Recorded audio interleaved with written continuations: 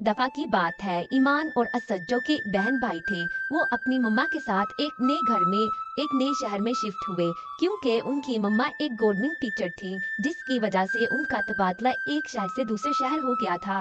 वो बहुत खुशी से अपने नए घर में दाखिल हुए, जो कि बिखरा हुआ था, जिसका फर्नीचर भी सेट नहीं था और वो घर साफ भी नहीं था।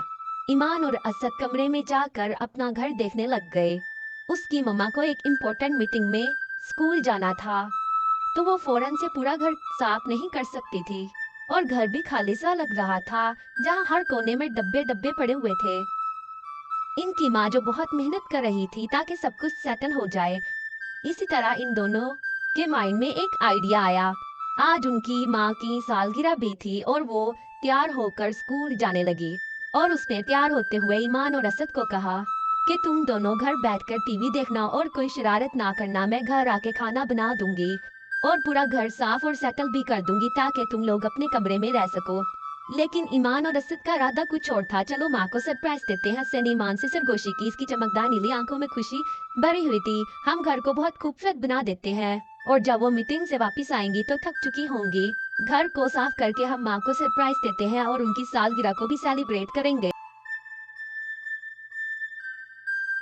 ईमान, जो हमेशा दोनों में ज्यादा अक्लमंद थी, बोली, मुझे ये ख्याल बहुत पसंद आया, चलो करते हैं। वो दोनों घर के सामान को अनपैक करने में मसरूफ हो गए। ईमान और असद ने किताबें, तकिए और खिलौने उठाए, कंबल एहतियात से तह करके सब कुछ तरतीब से रख दिया। फिर इन्होंने बर्तन को सलीके से रखकर काउंटर टॉप साफ कर दिए। फिर इसी तरह इन्होंने कमरे की तमाम चीजें अपनी जगह पर लगा दी।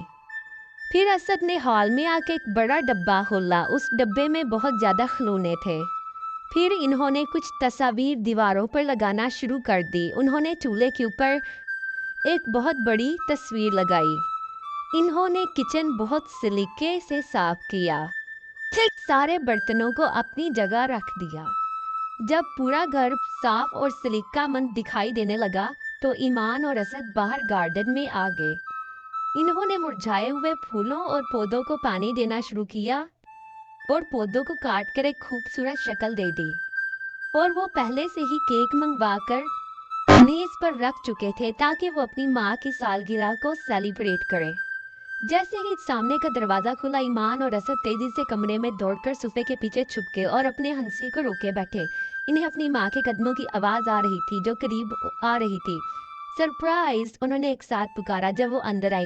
इनकी माँ चंद लम्हे के लिए जंग सी गई। इनकी आंखें हैरत से फैल गई, फिर इनका चेहरा नरम हो गया और खुशी के आंसू इनकी आंखों में आ गए। तुम दोनों ने ये सब क्या किया? वो जज्बात से भरी आवाज में पूछने लगी। असद ने फकर से मुस्कुराते हुए कहा, हमने आपको सरप्राइज देना चाहा क्योंकि आज आपकी सालगिरह थी। ईमान ने कहा, ये आपके लिए हमारा तोहफा है, आपने इतनी मेहनत की, हम आपसे बहुत मोहब्बत करते हैं। इनकी माँ ने दोनों को मोहब्बत से गले लगाया और इनका दिल खुशी से भर आया। ये सबसे बेहतरीन सरप्राइज है। फिर इन्होंने बर्थडे सेलिब्रेट की और केक काटा और इनका दिल खुशी से भर गया।